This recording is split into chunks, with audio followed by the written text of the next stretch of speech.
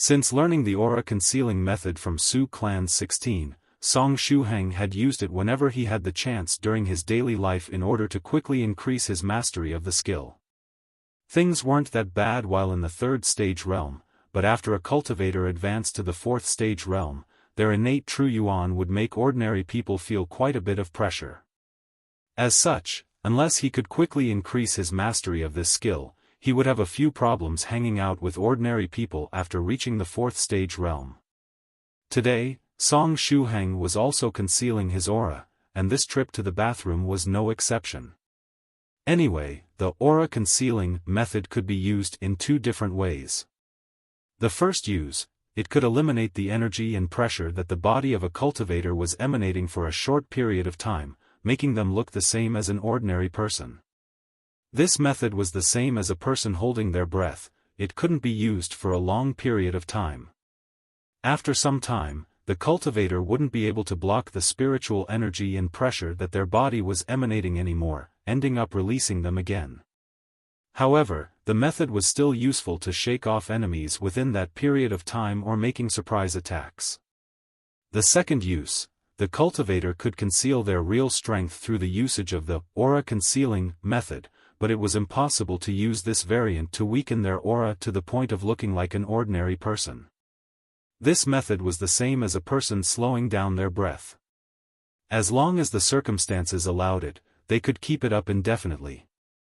But if the level of one's mastery wasn't high enough, they would appear only 1 or 2 small realms weaker. Both uses of the aura concealing method had their advantages and disadvantages. As such, Song Shuhang constantly alternated the usage of these 2 methods during his daily life in order to increase his proficiency in both. And right at this time, Song Shuhang was too busy operating the first type of the aura concealing method and hadn't noticed that someone was stalking him. The young monster hunter properly positioned his mobile phone and took out a gunny sack from his waist area. This particular gunny sack wasn't a magical treasure to vanquish monsters, it was just a very ordinary gunny sack. The young monster hunter didn't have a size-reducing purse or another spatial equipment, and he usually carried this gunny sack along to collect his spoils of war. But little did he expect that this gunny sack would come in handy right at this moment. After taking a look at his prey, the young monster hunter determined that he was just an ordinary person. Next, he looked all around to make sure that there was no one around. This was definitely a good opportunity, and it was unlikely that he would get a better opportunity in the future. Senior Brother Gao Sheng must die, the young monster hunter lightly shouted toward the phone. Then, he pounced toward the actor playing Senior Brother Gao Sheng's role. Song Shuhang, who was hurrying toward the bathroom because he had to pee, discovered that something strange was happening behind him. Afterward, he also heard the slogan, Senior Brother Gao Sheng must die. F***ck, was I discovered? Song Shuhang quickly turned his head and looked backward. In the next moment, he saw a huge gunny sack headed toward him. Someone really wanted to put a gunny sack on his head. As if that wasn't enough, the speed of the opposite party was very high. It definitely wasn't the speed of an ordinary person. The other party was also a cultivator. However, Song Shuhang felt no killing intent coming from the opposite party. In addition, the gunny sack was also a very ordinary gunny sack. Was it possible that this guy had only recognized him as the actor playing Senior Brother Gao Sheng's role, deciding to put a gunny sack on his head and beat him up as a consequence? That guy was even a cultivator. He had to be really bored to do this stuff. TSK.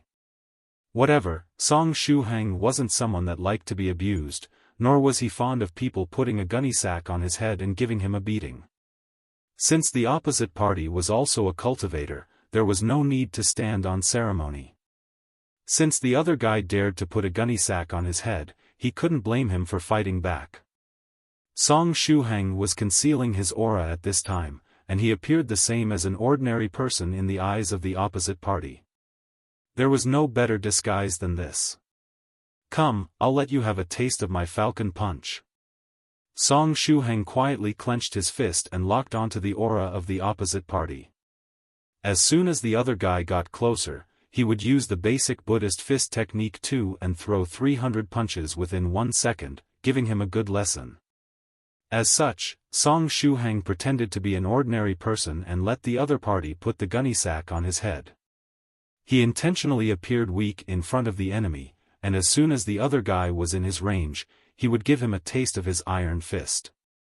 However, contrary to Song Shuhang's expectations, it seemed that the opposite party had no intention of beating him up. After quickly putting the gunny sack on his head, the opposite party didn't approach further, and without waiting for Song Shuhang to attack, he laughed out loud and quickly fled. Song Shuhang's body stiffened as he stood in place. That bastard only wanted to put a gunny sack on his head? As if that wasn't enough, that guy was even a cultivator. Just how bored was he? Song Shuhang took the gunny sack off his head. At this time, that guy that ambushed him and already disappeared, his whereabouts unknown. From beginning to end, he didn't get the chance to see the appearance of the opposite party. He was only able to make out the blurry facial features of the young man through the gunny sack. The opposite party had deliberately covered his face so that Song Shuhang couldn't see it.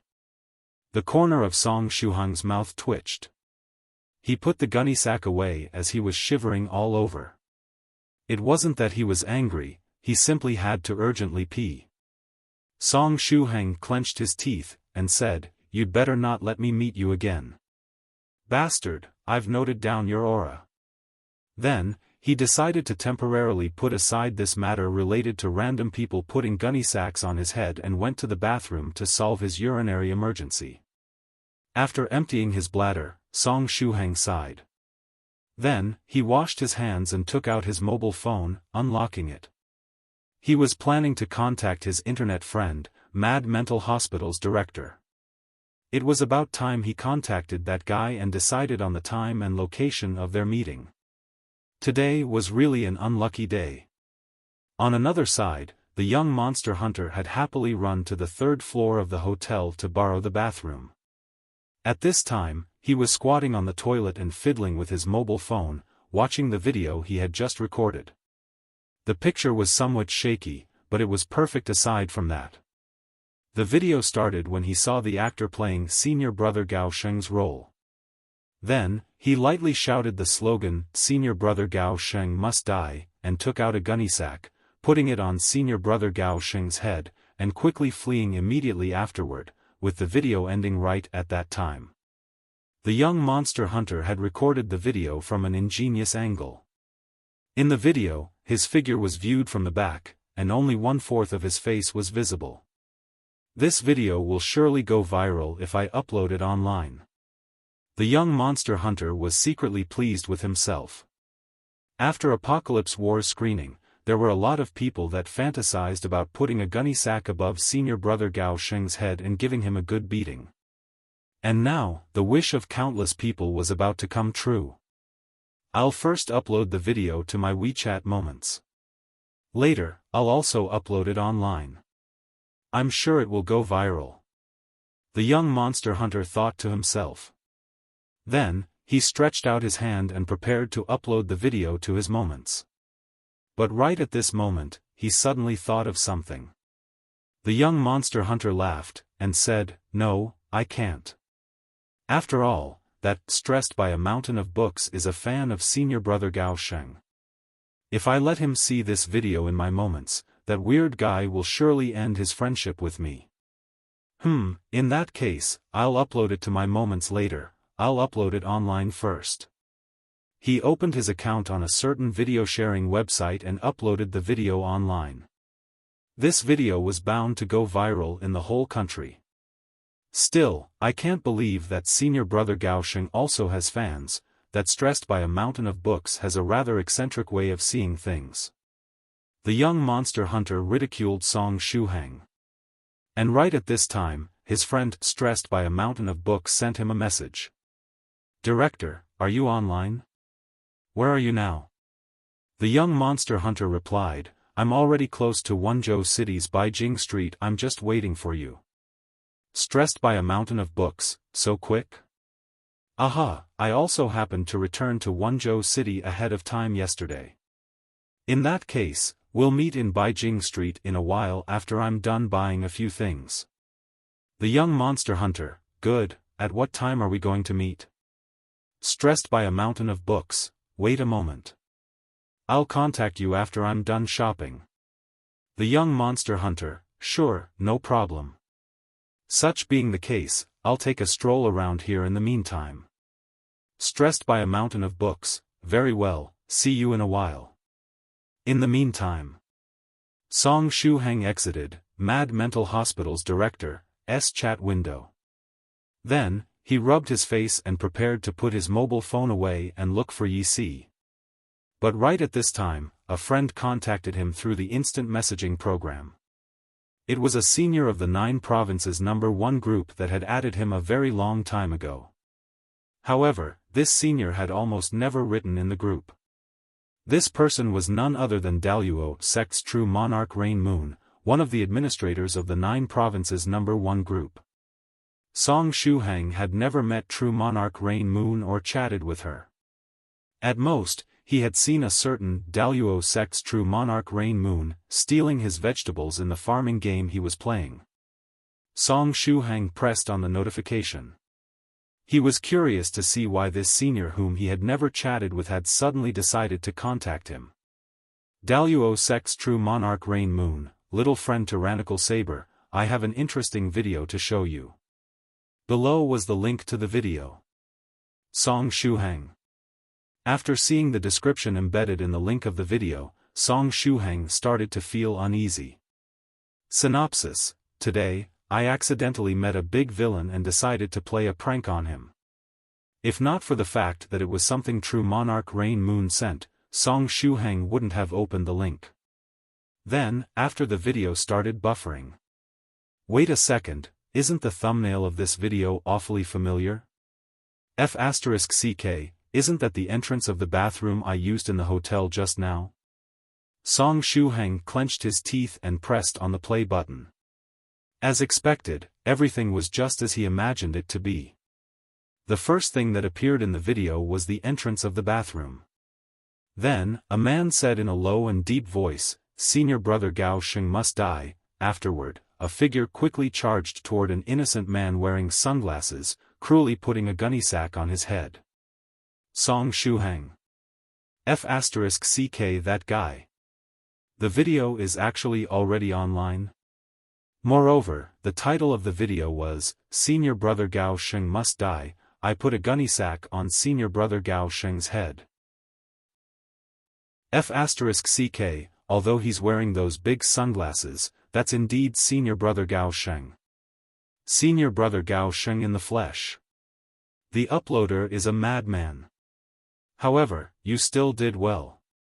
In this world, there are always some people ready to do the things that we lot don't have the possibility to do.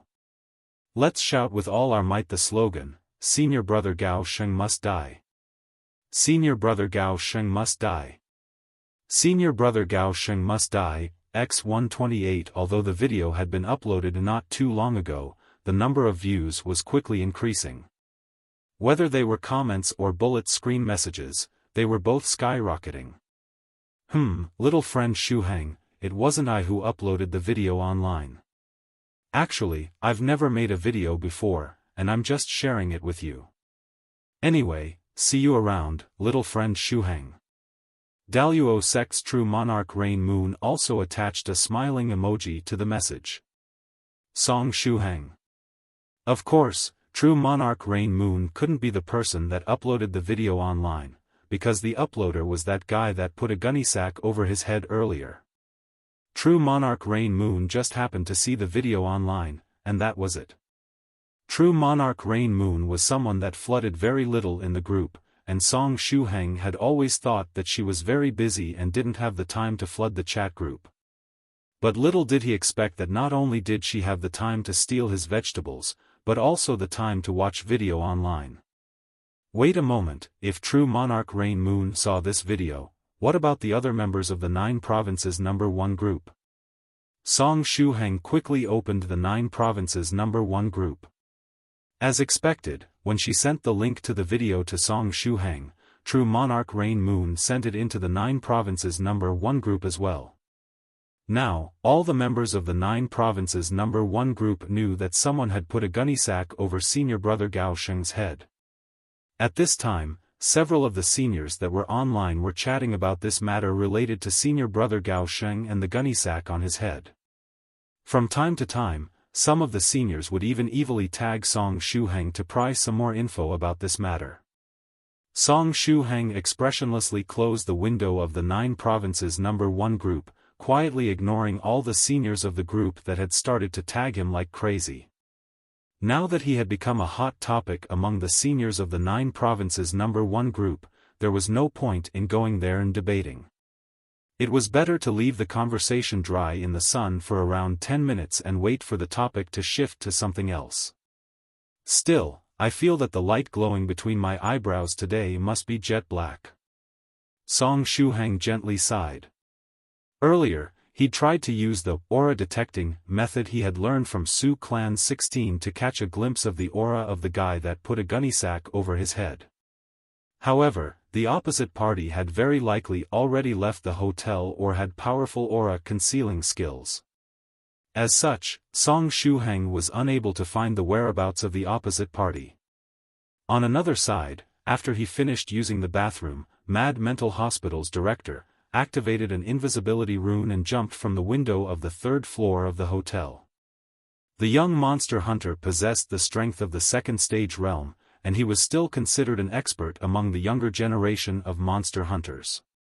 Jumping from the 3rd floor of a building wasn't something that could stop him. I will have to meet, stressed by a mountain of books in Beijing Street in a short while. Such being the case, it's better if I buy some food first and then simply wait for him somewhere in Beijing Street, the young monster hunter thought to himself. Then, as he was dashing toward Beijing Street, his body suddenly stiffened. Monster Chi, no, that's not it. It should be the filthy aura of demon, wait, that's not it either. Is this the combination of monster Chi and demon aura? The young monster hunter furrowed his brows. Next, he jumped up, heading toward that place where the monster Chi and demon aura were coming from. In the capacity of a monster hunter, vanquishing monsters and killing demons was something natural for him. As the young monster hunter reached that place where monster Chi and demon aura were coming from, what appeared before his eyes was a scene of chaos. The place he was in right now was a new block adjacent to Jiulong Street, Tianzhua Avenue. The volume of traffic here was very large. At this time, at the street intersection where the traffic lights were placed, a 2 meters tall big fellow with a foolish expression on his face had arrived, with large strides, next to the vehicles waiting before the red traffic lights. Both his eyes had lost focus, and drool was continuously dripping from his mouth. In the next moment, the 2 meters tall blockhead squatted down and grabbed the vehicles waiting before the red traffic lights, suddenly lifting them. The heavy vehicles were turned over just like turtles. The drivers of the overturned vehicles were dumbfounded at first. Then, they literally saw heaven and earth getting turned upside down. After the initial surprise, the drivers either remained speechless or started screaming. On the right turn lane, the driver of the vehicle in the forefront position was a seasoned one, and narrowly avoided hitting the overturned vehicles. But the driver of the vehicle behind wasn't equally lucky. The first vehicle that was overturned had blocked the lane, and in the rush, the vehicles behind directly bumped into it. The scene was of complete chaos. Bang, bang, bang, more and more vehicles were overturned by that blockhead. At the same time, a lot of collisions had taken place in the right turn lane. At this time, the sounds of screams, howls, insults, and vehicles getting overturned had mixed together. When the drivers of the vehicles in the rear saw the scene, they immediately thought of driving their vehicles away. However, the volume of traffic in Tianzhua Avenue was simply too high, and there were vehicles continually coming over from behind, blocking their escape route. The line was getting longer and longer, and the drivers of the vehicles ahead that wanted to run away started cursing and swearing. In the meantime, the drivers of the vehicles in the rear that were continuously adding to the line were dumbfounded. The drivers of the overturned vehicles were yelling and shouting, and a female driver was so frightened that she had started crying. Some people started calling the police, while others tried to crawl out of their vehicles. The vehicles in the adjacent lane accelerated in the hope of getting away from the blockhead. However, they only ended up making things more chaotic. The traffic in this intersection of Tianzhua Avenue was completely blocked in a very short time. That 2 meters tall blockhead had a naive and foolish expression on his face as he was running through Tianzhua Avenue, overturning all the vehicles along the way. It didn't matter if it was a car, a minibus, or a small truck, everything was overturned. After overturning and overturning, the blockhead finally arrived next to a bus. Then, just as before, he squatted next to the bus and made an effort to overturn the vehicle. However, the bus was somewhat heavy. After trying to overturn it for a while, the blockhead still failed. The blockhead was enraged. Then, he blue veins on his hands swelled as he put even more effort into it. This time, the bus was actually lifted a bit. The passenger in the bus had already run away, and the vehicle was empty. The drivers of the vehicles on the left side of the bus had likewise abandoned their beloved cars, fleeing for their life. After all, if the bus was overturned, their cars would be crushed to pieces. Still, from where had this monstrous blockhead popped out? In a distant place, the young monster hunter looked at the scene and furrowed his brows. Faint monster chi was indeed emanating from the body of the blockhead. The monster chi was very weak, possibly because the ancestors of that guy had the bloodline of some monster. However, such a weak monster bloodline should only cause that blockhead to be slightly stronger than the average man. However, that wasn't all, because there was also another type of foul and wicked energy that only cultivators could see on the body of the blockhead. The demonic energy was shuttling in and out of the body of the blockhead, transforming his constitution and stimulating the thin monster bloodline in his body. The energy of the netherworld realm, the young monster hunter needed but a glance to recognize that foul and evil energy. Luckily, it seemed that the transformation had just started. At this time, the blockhead had a lot of sheer physical strength, but his movements were rather clumsy. As such, the monster hunter was confident in dealing with him if he used the monster hunter equipment he had with him. I can't let this guy cause any more destruction. The young monster hunter clenched his teeth and dashed toward the blockhead. At this time, he was still invisible, and ordinary people couldn't see him. Go! He took out the monster binding chain and threw it toward the blockhead. The monster binding chain sensed the monster chi in the body of the opposite party and firmly tied up the blockhead. After discovering that he was tied up, the blockhead started shouting and struggling. At the same time, his action of lifting the bus came to a stop. The young monster hunter seized the opportunity to get closer to the blockhead. He operated all the true chi in his body and kicked. Whoosh! The blockhead was kicked to the ground. However, the dense demonic energy twining around his body automatically protected him. The full power kick of the young monster hunter was unable to cause the slightest harm to the blockhead. And that wasn't all. The dense demonic energy twining his body even started to corrode the monster binding chain binding his body. F***CK. The young monster hunter couldn't help but curse. With that kick just now, he wanted to kick the blockhead away from the traffic lane so that he wouldn't get ordinary people involved. But little did he expected that his full power kick would only throw the blockhead to the ground. The tears, snot, and drool of the blockhead dripped all over. It seemed that the pure demonic energy entwining his body had been stimulated. The demonic energy started to condense, and 2 streams of energy poured into the eyes of the blockhead. The pupils of the blockhead became similar to those of a cat. After his eyes transformed, the blockhead could finally see the young monster hunter, who was currently invisible. Then, he discovered that the other end of the chain binding him was in the hand of the young monster hunter. That guy was definitely an enemy. The blockhead started to roll on the ground and got up. Then, he lowered his head and charged toward the young monster hunter. Under the empowerment of his great physical strength and evil energy of the netherworld, his speed was getting faster and faster as he was running over. If they got hit, even a cultivator of the second stage might be unable to withstand the blow. However, the eyes of the young monster hunter lit up when he saw this scene. He quickly took the lead and started running, and the blockhead chased after him like a bull with bloodshot eyes. Just like that, keep chasing after me, keep following me. The young monster hunter thought to himself. In the eyes of ordinary people, that blockhead that was overturning vehicles had seemingly been unable to lift the bus and had actually stumbled to the ground.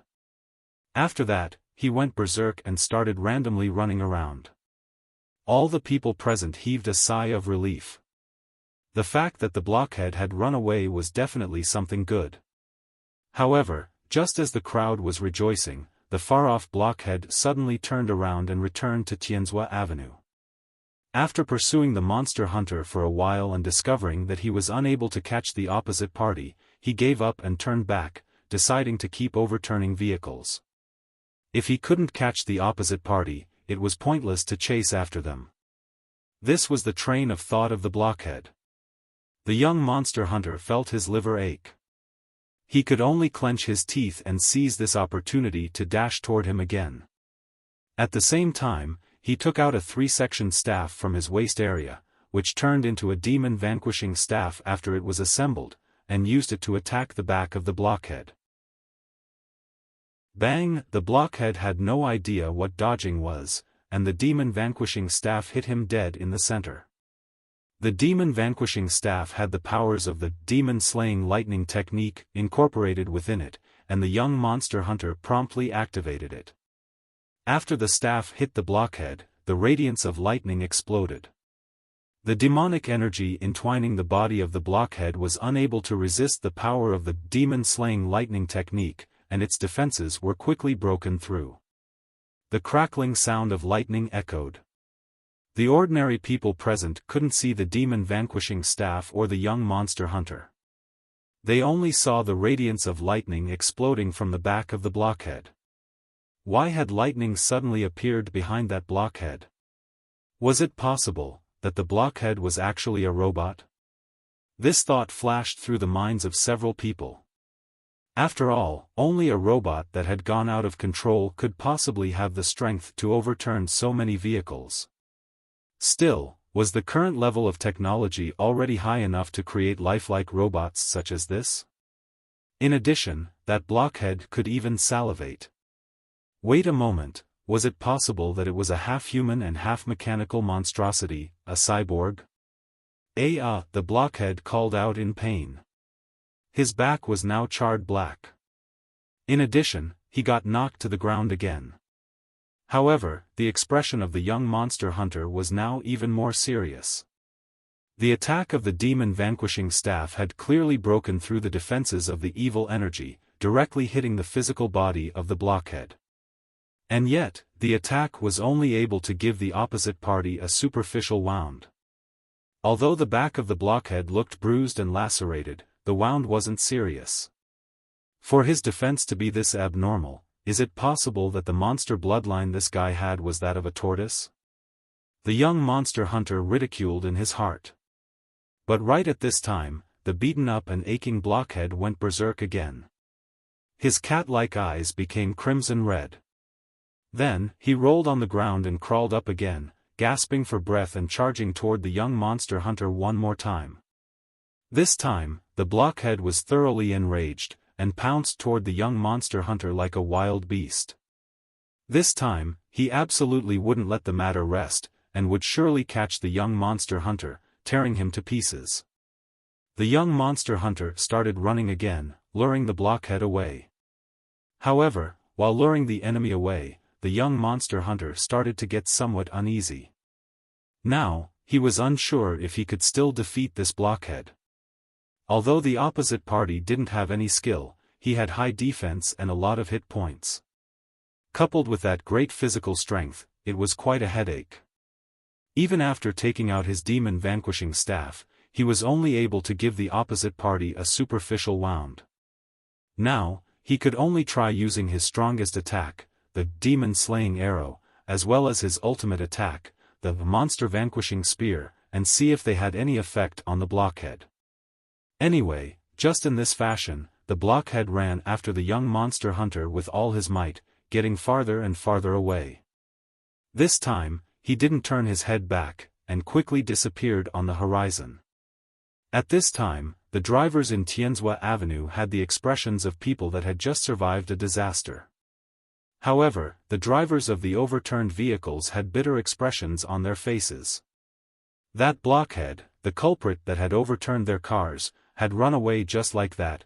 The uncles from the police had yet to come over, and the culprit had already run away, disappearing without leaving a trace. Would the police even be able to catch that guy? That dangerous guy had to be arrested at all costs and thrown into a supermax prison. He had to rot in there for a long time. Actually, due to the continuous reports from the drivers of the overturned vehicles, the police had immediately set out and was currently on their way to the crime scene. The young monster hunter nimbly ran, planning to lure the blockhead to an uninhabited area. However, the whole place was thriving, and there were people everywhere. It was very difficult to find an uninhabited area. How come there are people everywhere? The young monster hunter forced a smile.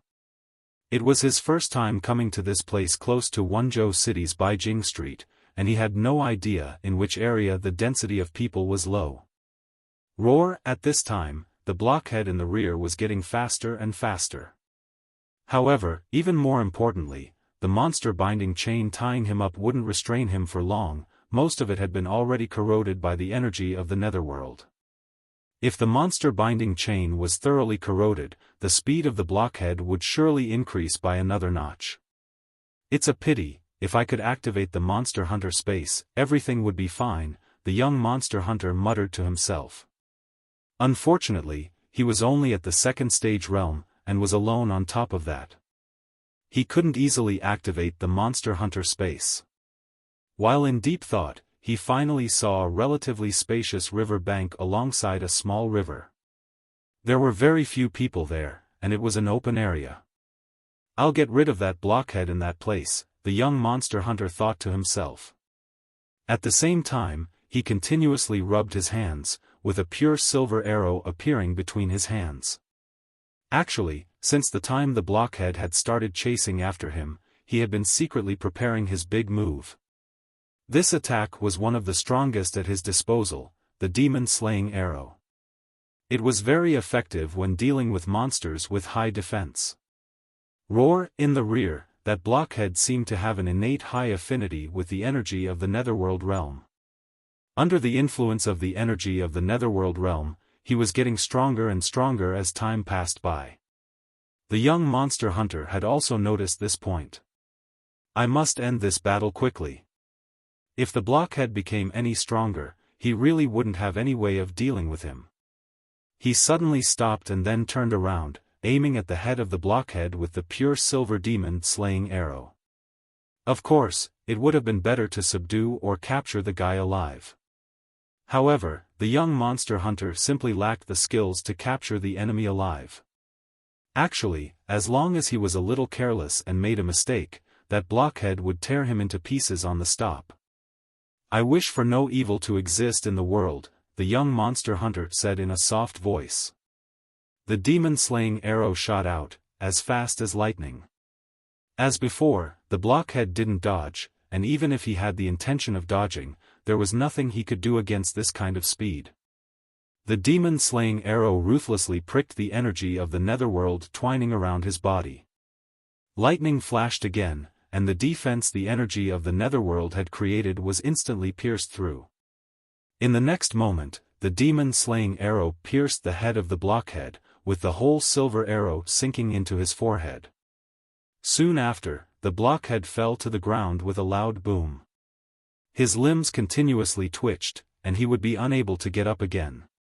It's over, the young monster hunter muttered to himself. Luckily, the demon-slaying arrow turned out to be effective. Otherwise, he would have had no choice but to take out the monster-vanquishing spear. But given his current strength, he would have to lie in bed for half a year after using the monster-vanquishing spear once. Even after the arrow hit him, the blockhead was still twitching. He had yet to thoroughly die. The young monster hunter held the demon-vanquishing staff in his hand and cautiously approached the opposite party. If the blockhead hadn't really died, he could perhaps try to capture him alive. If he could get in contact with some high-ranking senior monster hunter, they could perhaps purify the energy of the netherworld on the body of this blockhead. Then, just as the young monster hunter arrived in a range of 3 meters from the blockhead, he felt that something had entangled his foot. Something had suddenly drilled out of the ground, twining around his foot. The young monster hunter subconsciously jumped backward. At the same time, he saw the thing that had entangled his foot. It was the monster binding chain that he had used to tie up the blockhead earlier. At this time, the monster binding chain had turned jet black, and it had started attacking the monster hunter, its master. Had the monster binding chain been corrupted? Is the foul energy of the netherworld realm really this powerful? The young monster hunter couldn't believe his eyes. In the past, he had followed his seniors and dealt with the demons of the netherworld realm. Although the foul energy of the netherworld had the power to contaminate the myriad things in the world, its effects were absolutely not as exaggerated as those of the evil energy entwining the body of this blockhead. In just a short period of time, it had managed to transform the monster binding chain into an evil magical treasure. The energy of the netherworld realm entwining the body of this blockhead was far from being ordinary. Bang! After getting corrupted, the monster binding chain was filled with the energy of the netherworld. It hissed toward the young monster hunter just like a poisonous snake. The young monster hunter continuously retreated and used the demon-vanquishing staff in his hand to ward off the monster binding chain. The monster binding chain was acting as though it had intelligence, and it directly entwined itself around the demon-vanquishing staff, attacking the monster hunter like a snake. F***CK. The young monster hunter quickly operated the true chi in his body, and lightning exploded from the demon-vanquishing staff. Bang, bang, bang, the energy of the netherworld inside the monster binding chain was burst open by the lightning. After the black monster binding chain lost the support of the evil energy, it fell to the ground. And right at this time, the young monster hunter noticed with the corner of his eye that the blockhead was unexpectedly struggling to get up again. The demon-slaying arrow was still deeply embedded in his forehead, and both his eyes were bloodshot, with a ferocious expression in them. He was half-squatting on the ground and had the posture of a sprinter ready to dash forward. In the next moment, the blockhead madly dashed toward the young monster hunter. The distance between the two of them was too small, only around 5 meters. After 2 steps, the blockhead was already in front of the young monster hunter. The young monster hunter could only wield his demon-vanquishing staff and stimulate the true chi in his body with all his strength to resist the impact. Whoosh! The young monster hunter felt as if he had been hit by a truck going at a speed of over 150 km per hour. He was directly sent flying. The arm holding the demon-vanquishing staff immediately became completely numb. If not for the protection of the true chi, both his hands might have been crippled. The young monster hunter clenched his teeth, and said, "Damn it, this guy became even stronger." However, the blockhead wasn't done with his attack just yet. While running forward with all his might, he caught up to the young monster hunter, who was still flying upside down. Afterward, his huge body jumped upward, finally pinning the young monster hunter to the ground. Huff, huff, huff. The blockhead gasped for breath. His eyes became even redder, and saliva flowed out of his mouth. The thin monster hunter was unable to move after getting pinned beneath the body of the blockhead. Even after operating the true chi inside his body at full power, he was unable to cast off the huge body of the big fellow. It seemed his life was about to come to an end. The young monster hunter was in despair. He was too young and had been naive. Had it been an experienced monster hunter, they wouldn't have thought about capturing the target alive after hitting them with the demon-slaying arrow. They would have directly gone for the kill. The young monster hunter had been too naive and ended up suffering the counterattack of the blockhead. "Ho!" the blockhead howled, very satisfied. Then, he opened his mouth wide and shot toward the young monster hunter. After getting contaminated with the energy of the netherworld realm, that blockhead was slowly turning into a creature similar to the demons of the netherworld. When it came to the demons of the netherworld, they would either bring human cultivators back to the netherworld realm as sex slaves or eat them up to increase their strength and recover their energy.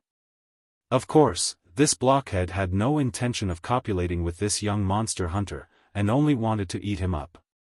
But right at this time, the composed figure of a grown-up man quietly appeared behind the blockhead, gently hitting him with his palm. The strength behind the palm looked very faint, yet that big fellow with a strong body and high tortoise-like defense was forced to kneel on the ground under its power. The eyes of the big fellow almost popped out of his eye sockets. From the looks of it, he felt pain that couldn't be described with words alone. Still, he wasn't even able to scream, and fainted on the spot. The grown-up man stretched out his hand, holding the body of the big fellow in place and preventing him from crushing to death the pitiful monster hunter beneath. After that, the figure waved his outstretched hand, throwing the big fellow to one side. "Little fellow Daoist, are you all right?" the senior asked with a smile. The young monster hunter looked at the senior before his eyes. The opposite party had strong features, and his imposing manner was like that of an immovable mountain. "Senior, thank you for saving my life. Little friend, no need to stand on ceremony." The senior smiled, and then said, "I'm true monarch Yellow Mountain, and I was just passing by when I saw you lead that big fellow away while disregarding your safety and life. Little fellow Daoist, your moral character is pretty good." The man that had come over was none other than the mafia boss of the 9 Provinces No. 1 group, the founder of the group, True Monarch Yellow Mountain. Yesterday, after taking care of some small matters, True Monarch Yellow Mountain headed toward Wenzhou City. His objective was to apprehend a certain guy and bring him to justice before going into secluded meditation and advancing to the Venerable Realm. He didn't want people to sweep his house clean while he was in secluded meditation. Still, it was a lucky coincidence that True Monarch Yellow Mountain was passing by. Otherwise, that young monster hunter pressed beneath the body of the big fellow would have been eaten, with not even his bones remaining. Junior just acted on a whim and decided to take action, the young monster hunter said, somewhat embarrassed. Right. Junior is from the monster hunter lineage whose name starts with the word pure. Therefore, my Daoist name is pure-hearted. Sometimes, he was really embarrassed to say his Daoist name out loud. Whenever he told his Daoist name to other people, it gave the bad impression that he was trying to act cute. "Hello, seniors. I'm pure-hearted. I'm very pure and honest, please treat me kindly." True Monarch Yellow Mountain faintly smiled, and said very naturally, "Fellow Daoist pure-hearted, you aren't half bad." Speaking of monster hunters, True Monarch Yellow Mountain suddenly remembered that lowly monster hunter that his capable subordinate, heaven-shrouding Hook, Zhou Li had brought back some time ago. At this time, that lowly monster hunter had yet to leave. After saying this much, True Monarch Yellow Mountain lifted the big fellow and stretched out his hand, injecting a stream of energy into his body and using a magical technique to inspect his condition. True Monarch Yellow Mountain furrowed his brows, and muttered to himself, his condition is very similar to the one little friend Shuhang described. The energy of the netherworld realm entered his body, and after getting contaminated with the energy of the netherworld, this ordinary person slowly turned into a monstrosity. As expected, this isn't something that happened by chance. That monster hunter named Pure-Hearted stood up and arrived behind True Monarch Yellow Mountain. "Senior Yellow Mountain, when fighting against this big fellow, I could feel that his body was continuously transforming, and he was getting stronger and stronger as time passed by." "I see." True Monarch Yellow Mountain nodded, and then said, "Fellow Daoist pure-hearted, I'm planning to take this big fellow away. I fear that this guy getting contaminated with the energy of the netherworld realm wasn't something accidental, and someone is probably pulling the strings from behind the scenes. Little friend, is it fine if I take this big fellow with me?" "No problem, absolutely no problem. If not for Senior lending me a hand, I fear that this big fellow would have already bitten me to death," the monster hunter named Pure-Hearted said in a hurry. True Monarch Yellow Mountain faintly smiled and took out a flying sword, putting the unconscious big fellow on it. But right at this time, the sound of sirens was transmitted from afar. It seemed that the police had finally arrived at the crime scene and followed the tracks of that vehicle-overturning madman until heading in their direction. "Senior Yellow Mountain, the police is coming over here. Should we leave this place?" the monster hunter named Pure-Hearted asked. At the same time, he activated once more that invisible formation, concealing his appearance again. No need to rush. Let me take care of the scene first." True Monarch Yellow Mountain faintly smiled. Afterward, he took out a small wooden figurine and threw it to the ground. Then, he used his finger as a sword and slashed toward the body of the big fellow. Sword chi streaked across the air and blood flowed out of the body of the big fellow, dripping on the small wooden figurine. In the next moment, the wooden figurine quickly inflated, instantly assuming the appearance of that big fellow. This wooden figurine, which was similar to a scouting puppet, was almost identical to the one Song Shuhang had casually picked up back in the day.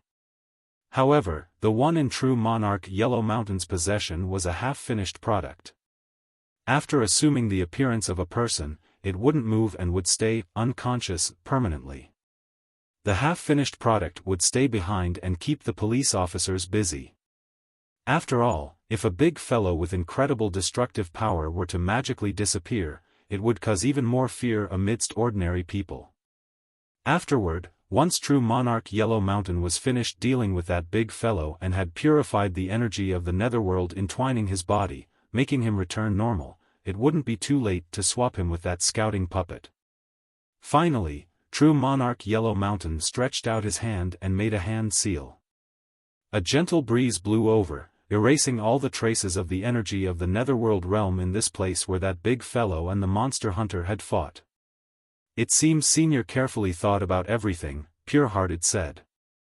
Pure-Hearted repeatedly waved his hand, and said, "I'm just putting into practice some small things I've learned during the course of my life." "Right, little friend, where are you headed next? Do you need me to deliver you to your destination?" True Monarch Yellow Mountain asked. "No need to trouble Senior. I have an appointment with a friend in a short while. We have decided to meet in Wenzhou City's Beijing Street. I'll just go to that place and wait for him there." Little fellow Daoist, you are also headed to Beijing Street? Coincidentally, I'm also headed there. Should we walk there together? True Monarch Yellow Mountain said with a smile. What a coincidence. Pure-Hearted's eyes immediately lit up. Junior couldn't wish for anything more. Senior Yellow Mountain was, after all, a sixth-stage True Monarch, and given his aura, even among sixth-stage True Monarchs, he was very likely someone incredible. If they could travel together for a short while, he could seize the opportunity to ask this senior about some cultivation-related matters that he didn't understand properly or had some doubts about. Senior Yellow Mountain looked rather amiable, he would perhaps help him answer questions about things that he didn't find too clear. It was a very good chance. Thereupon, the young monster hunter and True Monarch Yellow Mountain headed toward Beijing Street together. Along the way, True Monarch Yellow Mountain had decided to give a few pointers to this young monster hunter with a pretty good moral character on his own initiative. Therefore, he deliberately slowed down his pace, and the duo directly walked toward Beijing Street while in an invisible state. The flying sword was carrying that big fellow, floating behind True Monarch Yellow Mountain and closely following after him. The young monster hunter seized the opportunity and asked True Monarch Yellow Mountain about several cultivation-related matters that he wasn't too clear about, and True Monarch Yellow Mountain used very simple words to explain things to the young monster hunter. In just a few minutes, the young monster hunter profited immensely. A lot of things about cultivation that he'd found unclear earlier were now very clear. The benefits he obtained in these few minutes were comparable to the ones he would obtain after assiduously practicing for several months or even half a year. After going back and finding a good place to close up, he might even advance a small realm. Pure-Hearted felt that the past few minutes had been simply a blessing. Unfortunately, blessings would always last for a short time, and the duo soon reached Beijing Street's intersection. "Senior Yellow Mountain, I'm going to wait for my friend here," Pure-Hearted said, somewhat reluctant to part with True Monarch Yellow Mountain. If possible, he would have really liked to travel together with True Monarch Yellow Mountain for some more and listen to his other experiences. "Little friend, in that case, it's time for us to part ways. Hopefully, we'll be able to meet again in the future." True Monarch Yellow Mountain faintly smiled. Then, he asked thoughtlessly, "Right. Little friend, who is this fellow Daoist you are waiting for?" "The person I'm waiting for is a friend I've met online, and he's only an ordinary person," the young monster hunter replied. "I haven't asked him his name yet, but his online username is Stressed by a Mountain of Books. He lives here in Beijing Street. Therefore, we decided to meet here." Stressed by a mountain of books? PFFF, True Monarch Yellow Mountain. "Senior, is something the matter?" the young monster hunter Pure-Hearted asked in puzzlement. "Ahahaha, it's nothing. It's just that I thought about something interesting," True Monarch Yellow Mountain said. "Stressed by a mountain of books, isn't this precisely little friend Song Shuhang's name? Could there really be such a coincidence in this world? Or perhaps, it's just someone with an identical online username? Cough. Anyway, we'll meet another time, little friend Pure-Hearted." True Monarch Yellow Mountain and the monster hunter Pure-Hearted bid farewell. "See you again, Senior." Pure-Hearted waved his head, looking rather reluctant to part ways with Yellow Mountain. True Monarch Yellow Mountain turned around and walked to a distant place. Then, he took out his mobile phone and sent Song Shuhang a text message while walking. "Little friend Shuhang, is it possible that you are planning to meet an internet friend of yours in Beijing Street in a while?" After a short moment, Song Shuhang replied, Senior Yellow Mountain, how do you know?" "True Monarch Yellow Mountain, it's a long story, but very coincidentally, I just met that internet friend of yours." Song Shuhang. True Monarch Yellow Mountain, "Now, your internet friend and I are waiting for you here in Beijing Street. When are you coming over?" Song Shuhang, Senior, wait a moment. I'll settle the bill for ye see and the others and then bring them along to where you are now. I also have to take care of 3 disobedient children at this moment, and my speed is rather slow. True Monarch Yellow Mountain, got it. After the conversation was over, True Monarch Yellow Mountain put his mobile phone away. Sometimes, fate could really play interesting jokes on people. Thereupon, True Monarch Yellow Mountain turned back and returned to the place that Monster Hunter called Pure-Hearted was standing. After bidding farewell to True Monarch Yellow Mountain, Pure-Hearted had found a bench in Beijing Street and sat there. After that, he took out his phone and started to fiddle with it. As the first thing, he opened the page of the video he'd uploaded online earlier. It was that very same video where he was putting a gunny sack over Senior Brother Gao Sheng's head. He saw that the viewers were thrilled and were continuously tipping him, with several bullet screen messages appearing on the screen at every minute. In addition, the page was also full of comments. Pure-Hearted was likewise delighted. Excellent. It's a pity that I can't hit ordinary people. Otherwise, I wouldn't have minded giving Senior Brother Gao Sheng a kick or two after putting that gunny sack over his head. I'm sure the video would have been even more popular had that happened. Pure-Hearted muttered to himself. However, the young monster hunter hadn't noticed that true monarch Yellow Mountain had already come back and had quietly arrived behind him. At this time, the expression on true monarch Yellow Mountain's face was especially joyful. He had managed to find a guy outside the 9 provinces #1 group that sought death even more than Thrice Reckless. It was such a hard-to-come-by sight. Cough. True monarch Yellow Mountain gently coughed and reminded Pure-Hearted of his presence. Senior, how come you came back? The young monster hunter said happily. True monarch Yellow Mountain smiled and took out a treasured armor. Little fellow Daoist, I have this 5-star treasured armor, and I can sell it to you for 5 gold coins. Do you want it? The young monster hunter had a confused expression on his face. The change in attitude had been too sudden.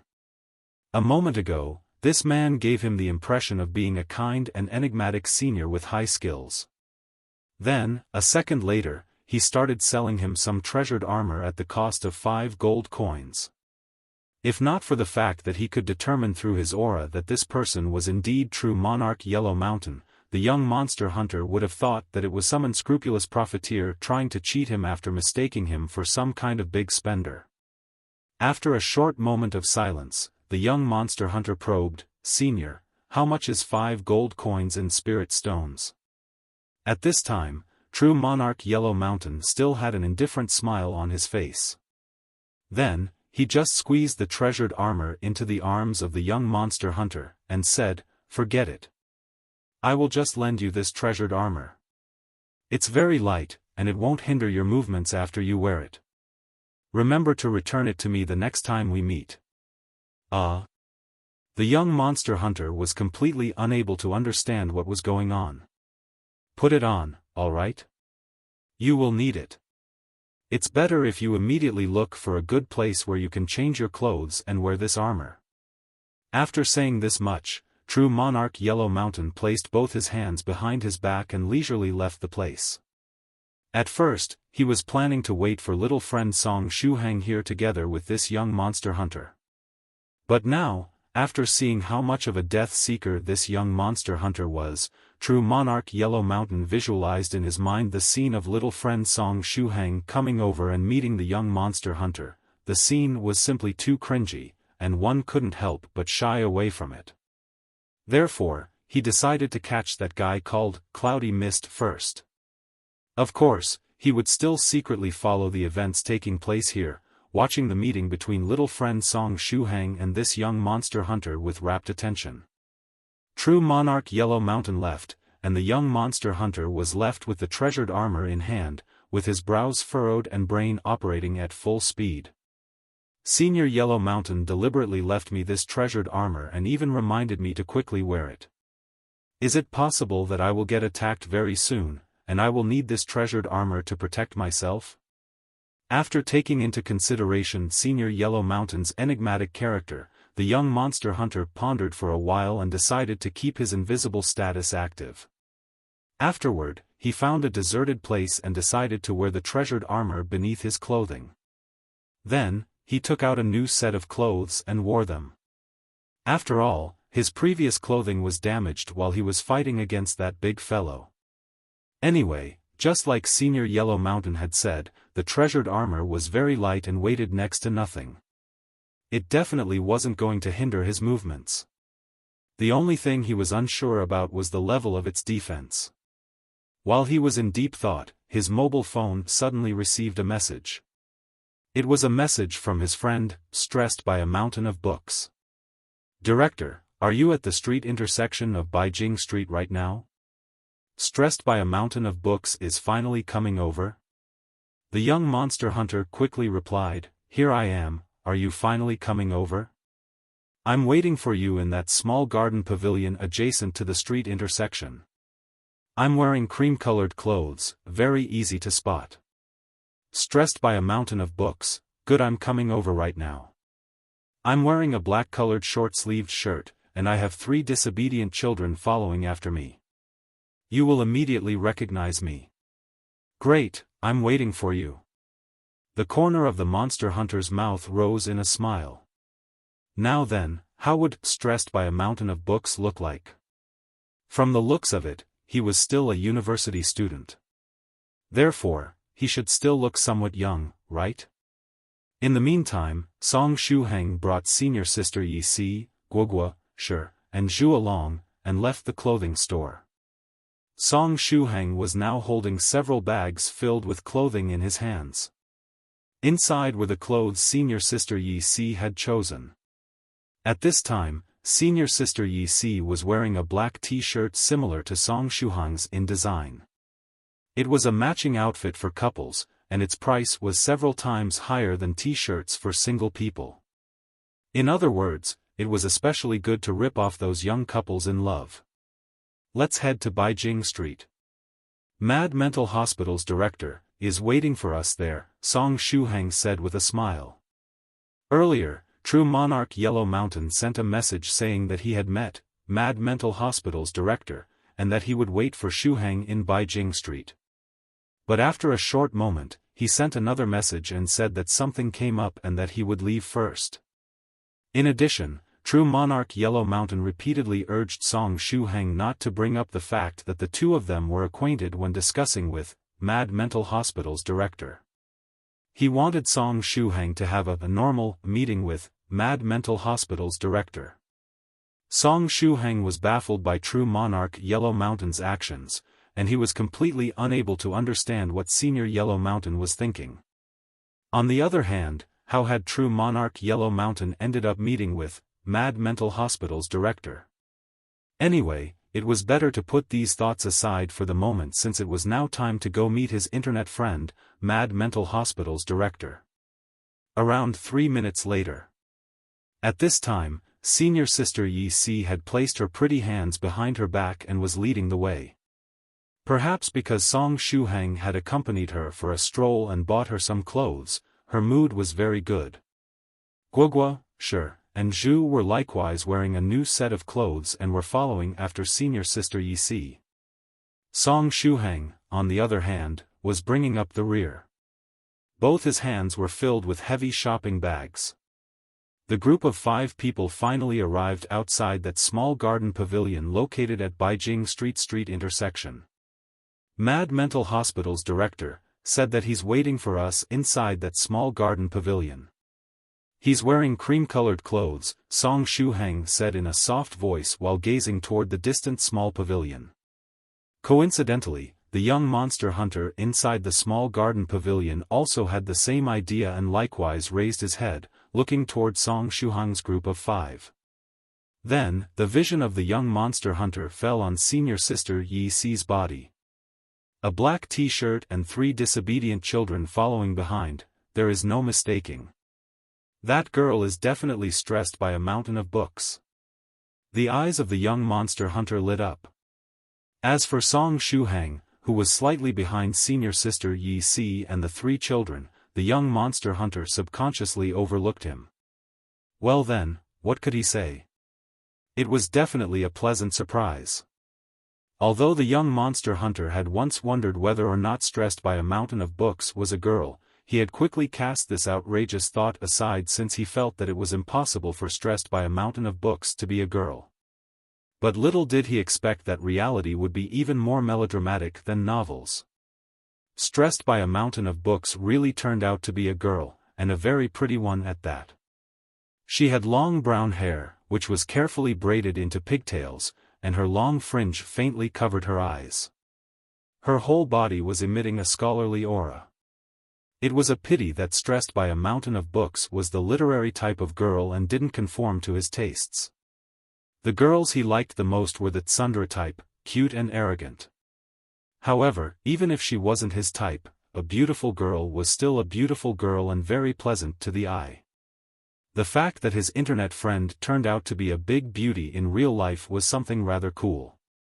The young monster hunter dared to bet that if he took a selfie with this beautiful internet friend of his and uploaded it to his WeChat moments, his monster hunter friends would surely go mad from jealousy.